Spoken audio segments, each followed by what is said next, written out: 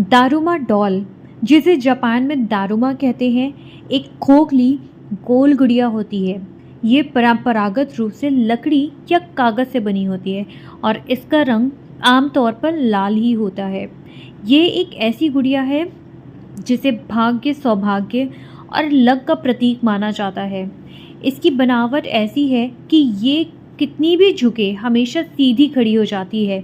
इसी वजह से इसे धैर्य और दृढ़ संकल्प का प्रतीक माना जाता है।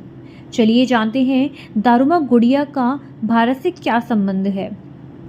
दारुमा गुड़िया का इतिहास भारत से जुड़ा है। ये कहानी बौद्ध धर्म के 28वें गुरु बोधि धर्म से शुरू होती है। बोधि धर्म 5वीं या 6ठी शताब्दी में दक्षिण भारत से चीन गए। वहाँ उन्होंने बौद्ध धर्म की शिक्षा दी और बाद में यह शिक्षा चीन और जापान में फैल गई। बोधि धर्म ने चीन में शाओलिन मंदिर की स्थापना की और वहाँ पर बौद्ध धर्म की शिक्षाओं के साथ साथ ध्यान यानी मेडिटेशन और मार्शल आर्ट भी सिखाया। कुछ मान्यताओं के अनुसार उन्होंने 9 साल तक एक दीवार के सामने ध्यान किया। इसी घटना को याद करते हुए जापान में बोधि धर्म की आकृति की एक गुड़िया बनाई गई जिसे दारुमा गुड़िया कहा जाता है। इस तरह दारुमा गुड़िया का सीधा संबंध हमारे देश से है क्योंकि यह बोधि धर्म का एक प्रतीक है जो एक भारतीय थे और जिन्होंने जापान में बौद्ध धर्म की जड़ें मजबूत की।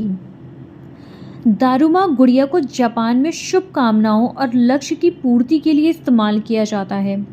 जब कोई व्यक्ति किसी लक्ष्य को निर्धारित करता है तो वह दारुमा गुड़िया की एक आंख में रंग भरता है।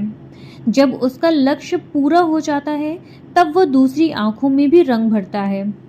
यह गुड़िया हमें यह सिखाती है कि चाहे कितनी भी मुश्किलें आएं, हमें कभी हार नहीं माननी चाहिए।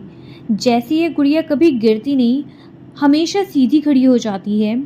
ये हमें याद दिलाती है कि हमें हमारे देश की संस्कृति और ज्ञान का प्रभाव सिर्फ भारत तक ही सीमित नहीं है, बल्कि इसने दुनिया में कई हिस्सों को प्रभावित किया है।